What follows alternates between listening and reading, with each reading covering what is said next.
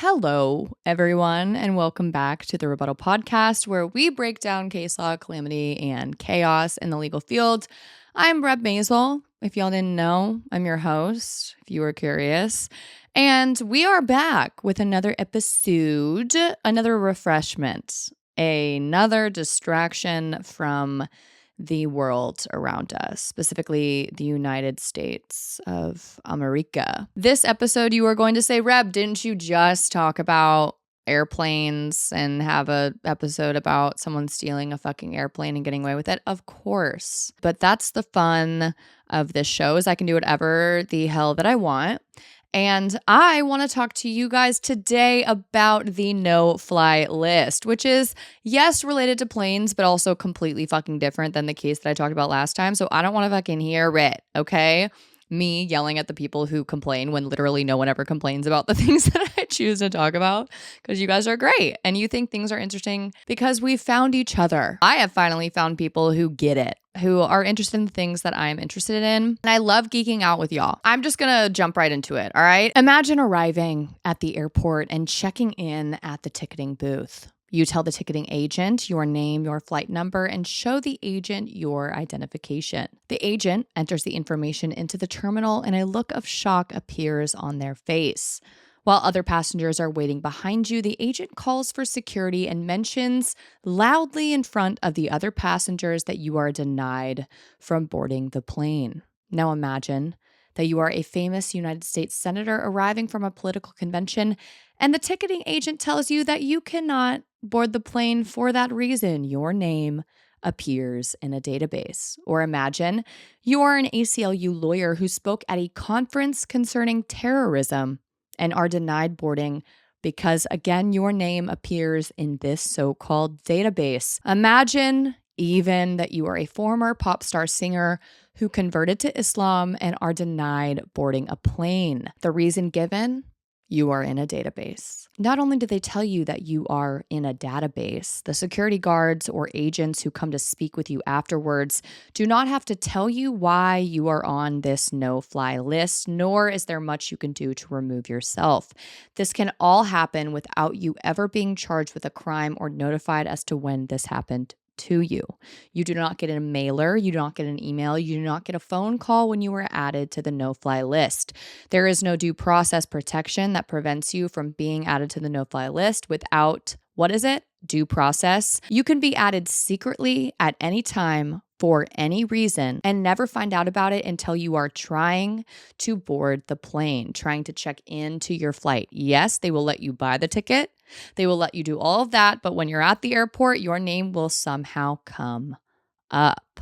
How does this happen? Until a semi-recent federal court ruling, this story and those very real examples I gave you that actually happened were all too real for Americans placed on the no-fly list. Recent reforms have led to the U.S. government committing to tell U.S. citizens whether they are on the no-fly list and the establishment of a, quote, revised redress system. But despite these efforts, there is still a need for drastic reform of the no-fly list and the procedures in which citizens are both notified and given chances to appeal this literally life-altering determination. And if you were wondering whether this has been resolved, it hasn't. Just last year, in March of 2024, the U.S. Supreme Court ruled in a case dealing directly with the no-fly list, specifically someone filing suit against the U.S. government for placing and maintaining him on the no-fly list without due process, without cause,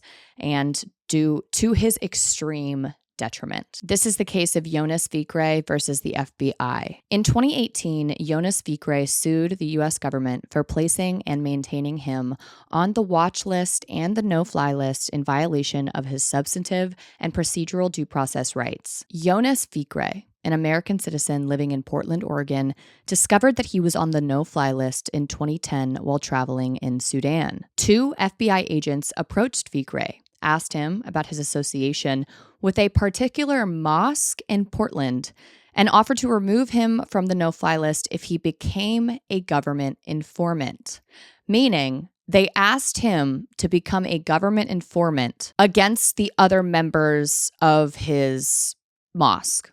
okay? The other people who attended the mosque in that community who practiced Islam there.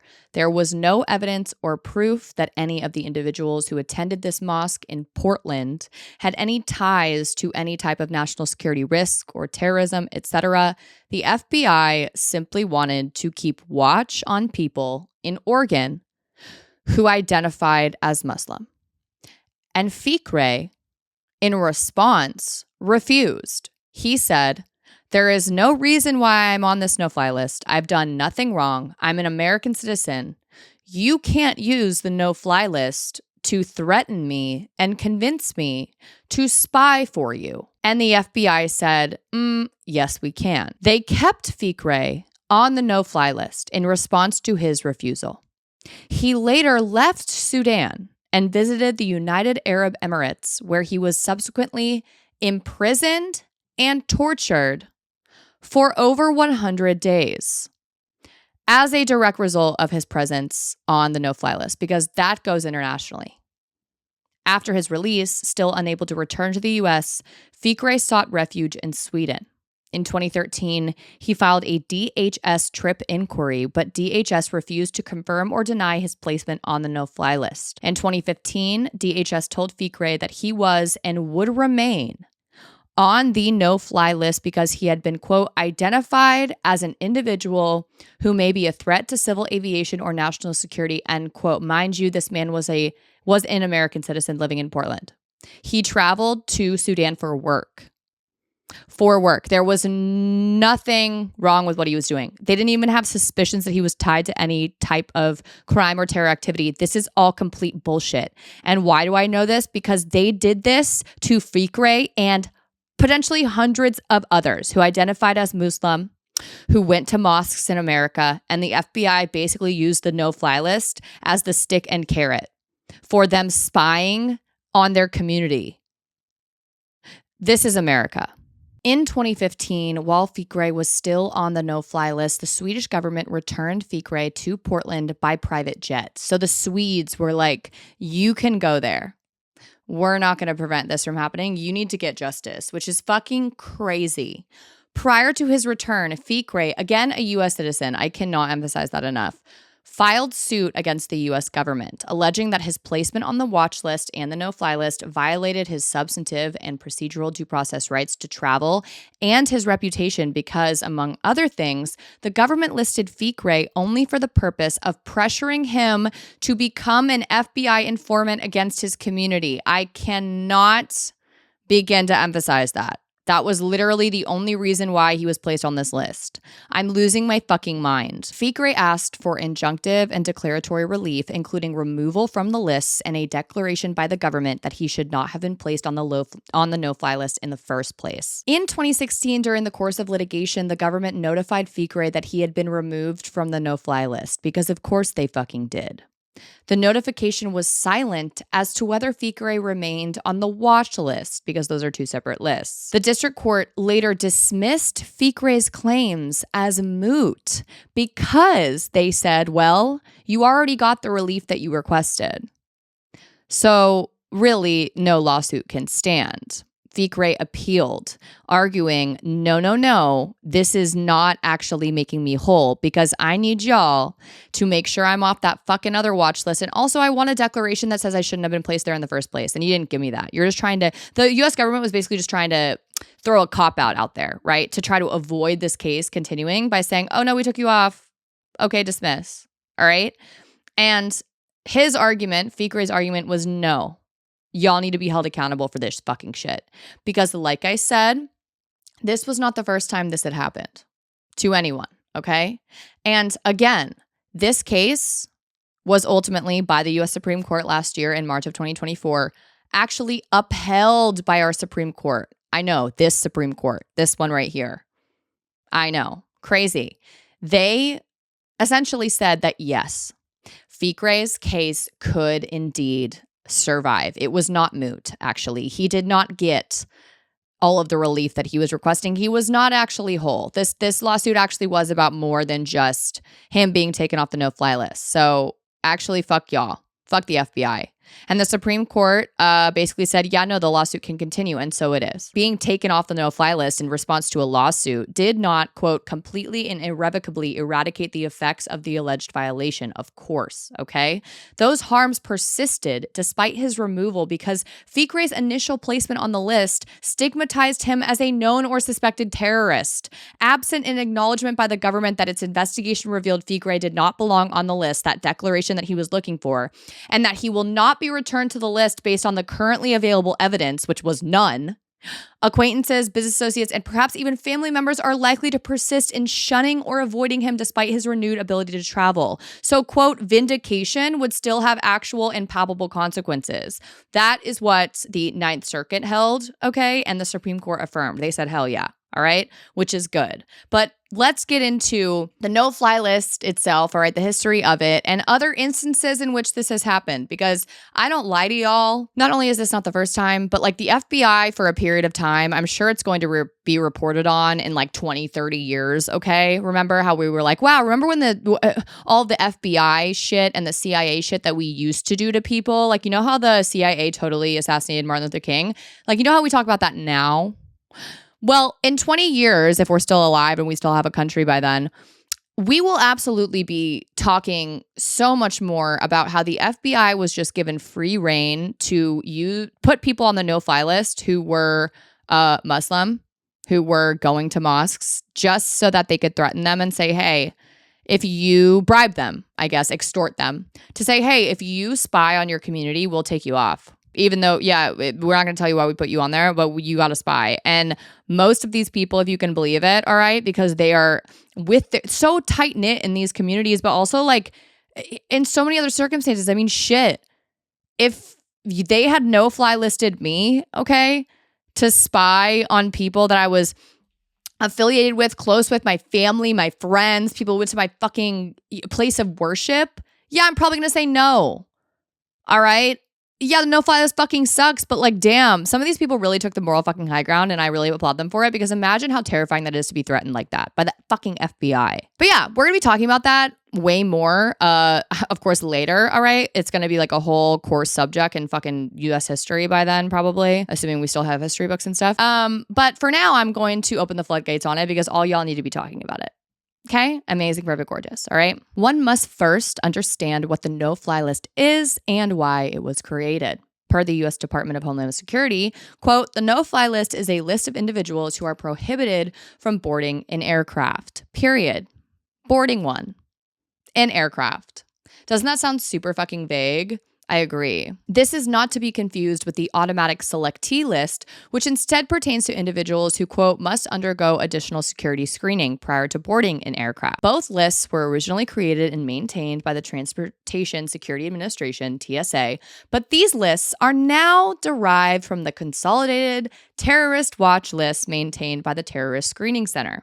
According to the FBI, the purpose of placing an individual on the no-fly list is to, quote, prohibit an individual who may present a threat to civil aviation or national security from boarding a commercial aircraft that traverses U.S. airspace. So is every single January 6er on a no-fly list? Because you can get on the no-fly list even if you're pardoned. You can get on the no-fly list if you did nothing wrong. You can get on the no-fly list if you never committed a crime and you had no due process. You can get on the no-fly list just for pissing a single FBI agent off, according to these fucking guidelines, all right? According to Fikre, because that's exactly what happened to him. So actually, every single person who was in attendance at January 6th should be on the no-fly list. Not a single one of them should be in the air at any time. Why, you may ask? Because according to your fucking guidelines, any individual who may present a threat to civil aviation or national security should not be boarding or traversing U.S. airspace. And every single one of those people are a direct fucking threat to national goddamn security and should not be trusted to go aboard a fucking airplane. I could also say the same fucking thing and have the same fucking rant for politicians in fucking office right now. One of them being the guy who's in the house that's white and the office that's oval. And half this fucking cabinet and Elon fuck. So if these are the fucking standards, let's apply them properly. Thank you. I also know of a lot of fucking anti-abortion, all right, pro-birth, anti-woman, because I'm not going to call them pro-life anymore, because Lord knows life is not what they fucking care about. I know a lot of those fucking activists who have done some shit that absolutely should land them on a fucking no-fly list. I'll tell you that much. The shit that they do, The terrorists activities that they engage in outside of clinics, of doctor's office, of OBGYNs? Absolutely. Don't piss me off. The no-fly list affects more than just those flying domestically within the United States. Once placed on the list, an individual is prevented from boarding a flight when flying within, to, from, and over the United States. Those placed on the list are forced to travel by land and can even be stranded from their homes or the United States altogether if they departed the United States or their home states and were then subsequently placed on the list before having a chance to make their return flights home, which is what happened to Fikre. Not only is air travel important for the purposes of returning to one's home, but air transport is obviously massively popular and provides numerous benefits to those who participate. And this entire paragraph that I'm reading from in this article is like, it's so fucking obvious. Like, yeah, like being on the no-fly list, babes, like that fucks you for life. That is fucking devastating. Think about just never being able to step foot on a fucking aircraft. As I said, the no-fly list was originally created and maintained through the efforts of TSA. The TSA itself was formed less than 3 months after the attacks on 9/11 when Congress passed the Aviation and Transportation Security Act on November 19th, 2001. I do indeed remember a time before TSA. It's vague. It's not very vivid, but I remember it. And many of my listeners do too. In the aftermath of 9/11, there was a sudden increased demand for stricter and more expansive screening methods for those boarding commercial airlines. The National Commission on Terrorist Attacks upon the United States, otherwise known as the 9/11 Commission, recommended that the Transportation Security Administration within the U.S. Department of Homeland Security assume the responsibility for screening commercial airline passengers, and that the DHS use information contained within federal government watch lists to do so. Soon after, Congress passed the Intelligence Reform and Terrorism Prevention Act of 2004, which directed the Assistant Secretary of Homeland Security to begin forming and testing a screening system that would allow the DHS to compare passenger information with the information of those on the no-fly list and the automatic selectee list. These measures were used in tandem with the pre-existing no-fly list to increase airline passenger screening and to increase passenger safety on commercial flights. To highlight the increased prevalence of the no-fly list both before and after 9/11, one must look at the sheer scope of individuals on the list. Prior to September 11, 2001, a mere 12 individuals found themselves on the no-fly list. In only 10 years, that number skyrocketed from 12 to approximately 420,000 individuals on the terrorist watch list in general, with 32,000 of those people finding themselves on either the no-fly list or the selectee list, the list which subjects them to additional screening. With so many Americans, U.S. citizens, facing air travel restrictions, it is more important than ever to ensure the system depriving these citizens of their rights is constitutional and sound. But as of now, as of today, it is still not. In 2003, President George W. Bush issued a directive to consolidate the government's approach to terrorism screening, and Attorney General John Ashcroft established what is now called the Threat Screening Center, TSC, for this purpose. The TSC, which is administered by the FBI and still exists today, develops and maintains the federal government's terrorist screening dataset, the TSDS. So this is the alleged database, okay, that your name is appearing on. The TSDS has several subsets, including the no-fly list, placement on which results in a potentially indefinite prohibition against boarding a U.S. commercial aircraft or from flying to, from, within, or over U.S. airspace, with pretty much no ability to appeal until Fikre and his counterparts came out of the woodwork to say, yeah, this fucking sucks, okay? While the government rarely releases numbers of people on the no-fly list, the little and outdated information that is publicly available reveals that the list has ballooned considerably in the last 2 decades specifically. Okay, so since even 2004. By June 2016, the number of individuals on the no-fly list alone, so not including the selectee list or the watch list, just the no-fly list, grew to 81,000, about 1,000 of whom were U.S. citizens or lawful permanent residents of the U.S. Neither the government's process for adding individuals to the list nor for removing them from it has been codified or subjected to notice and comment rulemaking. It's constitutionally lacking, if you will, all right? Taking away a right or a privilege or giving someone a punishment, essentially, criminally, and subjecting them to awful, awful consequences as a result of their placement on this list that are international. and also personal should go through the proper due process channels. You should not be withheld from certain things. You should not be deprived by the government without due process, without fair process. And there is no process literally at all, because it's all super secret and we know nothing. And I understand what people would say is like, well, we have to protect the country. Well, we're something up. But it's like, no, like this is impacting people to a degree that I don't think we really understand. If you seriously think that a government agency like the FBI is going to do things with the good of the nation in mind, you've got another thing coming, because they see an inch and they take 75 miles. And that's a fact. Letting them have unfettered control and ability and power to put people on or off the no-fly list directly resulted in them using it as a way to threaten people to spy on people for them, for the government, for free. That is insane. All of the legal scholars and experts and all of these people who wrote to the Supreme Court in amicus briefs and in all of these petitions are all reaching the same consensus, which is that this shit is fucked up. Okay, and we need to reform it, combat it, do something about it. The terrorist watch list system, including the no-fly list, is opaque by design, over-inclusive, and inaccurate. In-fucking-accurate, okay? If you think everyone on the fucking no-fly list that the FBI put on there is actually a danger or a terrorist or whatever, then you've got a fucking another thing coming, okay? I hate to be the one to spoil the good fucking news for you, or the, oh, I can sleep better at night news for you, okay? But I'm fucking spoiling it, and all of you should wake the fuck up, okay? In a fright and in a cold sweat. The list itself is secret, and the basic criterion for inclusion is that individuals are placed on the no-fly list because they are suspected terrorists. But the secret evidence the government relies on to include people on the list is often uncorroborated or innocuous. People are not generally told when or why they are placed on the no-fly list, and they are not told if or why they are removed. The government's broad and unfettered discretion to operate the no-fly list has made it ripe for error and abuse, and indeed, they have erred and abused. Abso-fucking-lutely. In practice, the government uses the watch list system to target Muslim and South Asian communities. Leaked documents have revealed that more than 98% of names on the list are of Muslim origin. I repeat, more than 98% of the names on the list are of Muslim origin. And if you think that's because Middle Eastern people or Muslims are terrorists, look at the domestic terrorists in our country right now. Look at the school shooters. Look at the January 6ers causing all of this strife in our country alone. The KKK, white nationalists, 98% are Muslim? Really? For real? Seriously? 2% are white? I think we could bring that number up a bit, actually. I think we should. If we're going to use the fucking no-fly list regardless with abuse and error and over-inclusivity, let's over-include some bitches that I could name right now.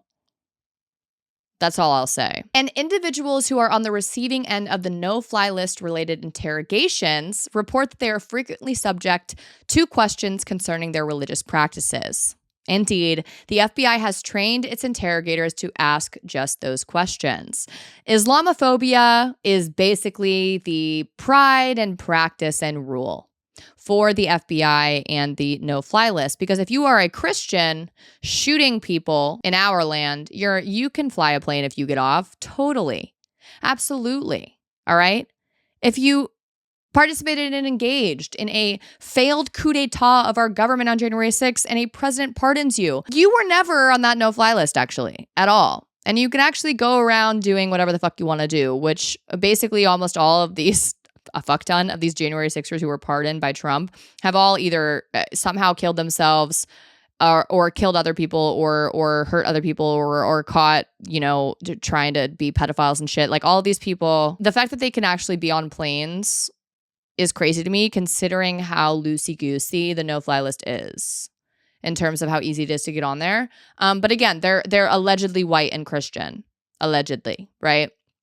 Because they're not actually Christians. None of these people are actually Christians. Like if you actually practice what's in the Bible, all y'all would stone yourselves to death. I'll tell you that much. Anywho, the Islamophobia animating the composition of the no-fly list and the lack of transparency and accountability in its operation have led to disastrous consequences for the Muslim and South Asian communities and for Mr. Fikre in particular. As an initial matter, the pervasive and enduring impact of placement on the no-fly list, notwithstanding subsequent removal, it's well documented. As if that wasn't enough, the government has specifically used, and we have confirmed and they've said, yeah, kinda, they have used the threat of placement on the no-fly list as a bribe to force members of the Muslim and South Asian communities to serve as informants on their own people. Consequently, distrust and ostracism of anyone even suspected of being on the no-fly list is commonplace and has worked to sever community ties, causing harm that is exceptionally difficult to repair for these people.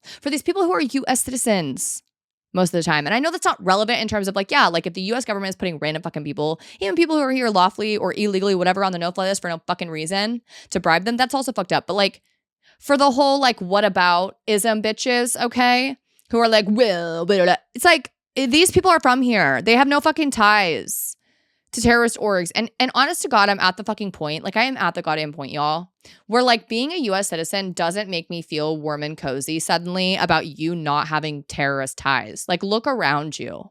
Look around you. Like open up your fucking closet. Let me see what hats you got, all right, and what color they are. Because I am starting to think that we got one big fat fucking terrorist organization that by definition is pushing genocidal ideologies and commentaries, is wanting to alienate subsets of people, is wanting to send subsets of people to camps. Like that to me is a terrorist org. Maybe that's just fucking me. TSC, okay, our government agency that runs the terrorist watch lists, all right, that we got going on, including the no-fly list, receives about 113,000 nominations for no-fly list additions annually. And around 99% are accepted. And I'm only making light of this because nomination sounds hilarious to me. Like we're nominating someone for class president. We're nominating someone to be Miss Utah. We're nominating someone to be in my cabinet. We're nominating someone to be the guy who takes out the trash every day. Like that sounds so silly, like a beauty. It's like a terrorist beauty pageant, except most of them aren't terrorists and it's mostly just Islamophobic profiling. So a beauty pageant from my worst fucking nightmare. But Toddlers and Tiaras is still like my worst fucking nightmare because it's like basically peddling to a fucking bunch of pedophiles. I don't even want to get into it. I don't like it. Puts a bad taste in my mouth. I hate that shit. Don't dress little girls up as adults and have them parade around like that. Like that is so bizarre. Bizarre. But anywho, okay? That is what it's sounding like, okay? 113,000 nominations annually and 99% are accepted. Okay, so like I'm just going to start nominating bitches. Like let's start accepting some people who God, don't need to look the part to be fucking terrorists. God, I hate a lot of things in this country. But I'm a proud hater because I'd rather be a hater than be on the wrong side of history. Because I would rather be the girl who is known for punching Nazis in the face verbally than to be known as the bitch who said, well, they're actually not Nazis. Well, actually, it was just a Roman salute. Well, actually, just because they're bar for bar initiating a bunch of procedures that are literal fascism, I would rather assume that they're not, instead of thinking the worst case scenarios happening and addressing it accordingly. So I'm a proud fucking hater. I'll wear that badge with honor. I hate y'all so fucking bad. Working from the watch list, the TSC then determines who to include on the no-fly list. Those flaws in the watch list are passed on to its subsets. Shocking. The no-fly list flaws are inherited from the lists it uses. Okay, so the no-fly list is like pulling from a bunch of other lists. They, in turn, remain largely unregulated, unappealable, and obscured from public attention. The government has consistently refused to provide any information about how the various nominating agencies interpret the standards for nomination, how widely those interpretations vary across the intelligence community, whether any agency has issued guidance elaborating on the standards, and critically, how the TSC interprets the term terrorism, despite admitting that agencies utilizing watch lists records recognize various definitions of the term. Okay, so like they don't even know what the fuck a terrorist is, really. Instead, the available information is a product of legal challenges to placement on the no-fly list. Again, lawyers at the front of the battles to get some fucking answers. Guantanamo, yes. No-fly list, yes. Put some respect on our name. In a 2012 case, the Ninth Circuit stated that a nomination for inclusion on the no-fly list must contain sufficient identifying data so that a person being screened can be matched to or disassociated from the record, and 2, satisfy minimum substantive derogatory criteria. Generally, nominations must be based on reasonable suspicion derived from the totality of available information that the individual is a known or suspected terrorist.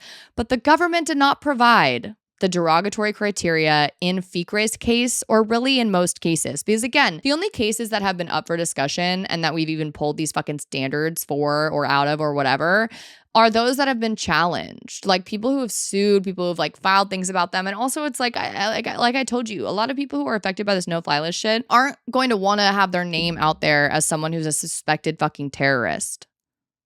Like they're going to catch the train instead of the flight, just to avoid the fucking drama of it, which is fair. This broad and unfettered discretion that allows the FBI and other agencies the ability to shape the composition of the no-fly list without any really oversight or control makes it very over-inclusive. Again, not shocking. To the extent that terrorist watch lists play a role in national security, we would expect the agencies that manage them to create strict procedures to ensure their efficacy. In actuality, however, agencies have not fulfilled these expectations. Agents are incentivized to appear active and efficacious by putting more names on the list because, quote, more entries can make the agency look more active in its pursuit of the public good, even when they produce no actual public benefits down the line. Oh, I am pissed off. The Reb Maisel translation for you right now is the same exact thing as police officers who get quotas for arrests every month or speeding tickets every fucking month. They basically tell these agents, hey, you should put as many fucking fuck-ass people who have no relation to any of this shit, on no-fly lists, because really it doesn't matter who they are. It just matters that we have warm bodies on there because it looks like we're doing our jobs. I love this country so much. It's run really properly and effectively and totally fairly and safely, and honestly, totally helps us out in the long run. It doesn't. Further, overlisting also has institutional benefits. A large watch list makes national security threats seem prevalent, which makes the agency's activities particularly necessary, which encourages attention and resources to flow to the agency and the watch list. I am speechless right now. I can't say that I'm surprised, but like to see it in a court document I'm reading from right now, in quotation marks, they get more funding if there are more threats. So let's create threats out of the air, but really out of fucking people. I would rather have you make up names. I would rather have it a big, tell-all or fucking expose. Say, hey, yeah, they made up a bunch of people. They put a bunch of dead people on the fucking no-fly list to get more funding to make it seem like there were more threats than there were. To have real fucking living innocent people be affected by this just because they're trying to get a few dollars in the bank pisses me off to the point of no return. And y'all wonder why I'm loud as fuck. Why I'm loud as fuck online about the things that I care about and I'm passionate about, because this shit is happening everywhere in so many different categories and realms of the government. And do you think, and this shit has been happening when we've allegedly had administrations that weren't as Nazi and fascist like this one is. So yeah, I'm gonna fucking call them what they are, because I'm tired of tiptoeing around shit to be what people call politically correct or, calm and collected and open for discussion. It is politically less correct to not call them what they are. I am the most correct out of anybody by calling them the Nazis that they are, the fascists that they are. And if this shit's happening when our government wasn't looking like that, at least overtly, then holy fuck, I can't even imagine what episodes I'm going to be creating in 10 fucking years. It makes me nauseous. Individuals, as I said, generally are not informed about their placement on the no-fly list at all. Instead, they find out that they are on it only when they show up to the airport and are prevented from boarding. Unsurprisingly, this combination of broad discretion, lack of public accountability, and lack of notice has led to frequent errors. After a 2006 internal review of the no-fly list, 5,000 names were immediately removed and 22,000 were downgraded from the no-fly list to the watch list. And that was in 2006, when very Islamophobic issues were still popular in the US, okay? It was still the war on terror, allegedly. We were still like, yay, Guantanamo's amazing. Like, most of the country thought that shit was kosher. And we still removed all those people. Like, we still were like, all right. Like, you know what I mean? That's what fucking kills me, is like, it's always worse than we think. In one well-known example, a flight from London to Washington with rock and roll Hall of Famer and folk singer Yusuf Islam, formerly known as Cat Stevens, on it was diverted to Maine because he was mistakenly allowed to board despite being on the no-fly list. And he was on the no-fly list even though the famed musician is in no sense a terrorist, quote unquote. In another case, an FBI agent filled out a form in exactly the opposite way from the instructions on the form and nominated Dr. Rahina Ibrahim, a Muslim graduate student at Stanford University, to the no-fly list. Imagine that quote. That's a direct quote from the case. This agent filled out a form in exactly the opposite way from the instructions on the form. That FBI agent did not realize his mistake. Be fucking for real. He knew what he did, but they always realize their mistakes when they're under oath or when they're caught lying, right? He didn't realize his mistake, quote unquote, until he was deposed in Dr. Ibrahim's lawsuit more than 8 years after he first nominated her. Errors pervade the watch list too. As one example, Weekly Standard journalist Stephen Hayes was placed on the watch list after he and his wife took a one-way flight to Turkey for a cruise. These errors have significant consequences, not only for the communities they impact, but for the efficacy of the watch list apparatus and its alleged national security justification too, right? Like how can we respect this? Like, how is this even something that we should look out for, or we should follow, or we should take as fact and true? Like, this is a clown show. This isn't helping our security, it's making it worse, to be fucking honest. Quote, the always worth it view also ascribes astronomical costs to any false negative and essentially zero costs to false positives. But false positives are not costless. For one thing, they decrease watchlist efficacy because large numbers of irrelevant entries make it more difficult for users to distinguish signal from noise. Agents have a harder time identifying relevant, useful information that appropriately motivates action. Given the lack of transparency inherent in the no-fly list process and the fact that even those who do not meet the criteria at all can be placed on the list through functionally a clerical fucking error, or people just being Islamophobic, individuals cannot structure their actions to avoid inclusion on the list. Like, we cannot move different, especially for people with immutable characteristics, right? Like people who are just brown or black or Muslim or attend mosques or want to go on a fucking cruise or travel somewhere internationally for work or business. You cannot move differently to avoid being placed on this list. I know it seems like you could, like, yes, like definitely, like, don't like fucking fight a flight attendant. Like, that will get you on this shit, like, for sure. Okay. That's not the shit that I'm talking about. I'm talking about the shit that's literally unavoidable. And we should have noticed. And I talked about it in the last episode, okay? Last episode about our boy, what's his name? McBoyle, okay?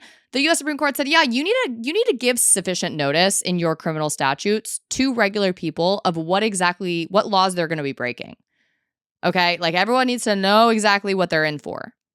Assuming that everybody reads the law, which they don't, but like, we need to assume that they do, okay? Just like terms and conditions, right? Here, you can't avoid this shit. With the secrecy surrounding the process and the potential for errors and abuse, the government owes individuals who challenge their no-fly list status a clear explanation, even when they're taken off the list just to get rid of a lawsuit or a case, right? Like in Fikre's instance, in his circumstance. So ultimately, Fikre was able to have his lawsuit survive. It didn't mean that he won in the sense of like everything he asked for, he got. It was just that, hey, the Supreme Court said, your lawsuit isn't thrown out. Like, it's not done. This isn't the end of the road just because you were taken off the no-fly list and given part of the relief that you had asked for, okay?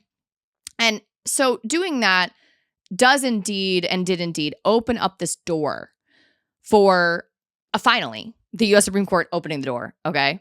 Finally, 2 individuals challenging their no-fly list status, and not just that, but also challenging the effect of their no-fly list status. So it's not just, hey, remove them and then the lawsuit's gone. Now, even if you remove me, I still want fucking answers.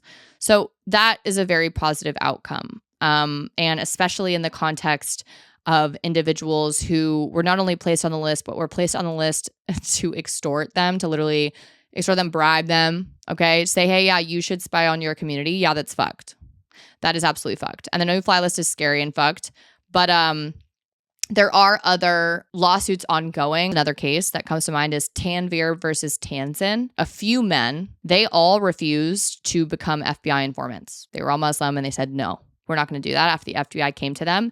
And they were in New York and the FBI said, okay, period. Well, guess what? You're going to be on the no-fly list. And they sued. They actually sued not in the same way that Fikre sued, but they sued the individual agents, the FBI agents who basically threatened them and then put them on the no-fly list because they lost their jobs. They were stigmatized within their own communities. They suffered severe distress and terror from this. And also, they were fucking stranded. They couldn't go on a goddamn plane. And so they sued those individuals wanting redress, wanting monetary damages, actually. And as many of you may know, qualified immunity protects government workers, agents, I guess, who are acting in their official capacity from people being able to get damages individually from those people, okay? Like in their personal capacities.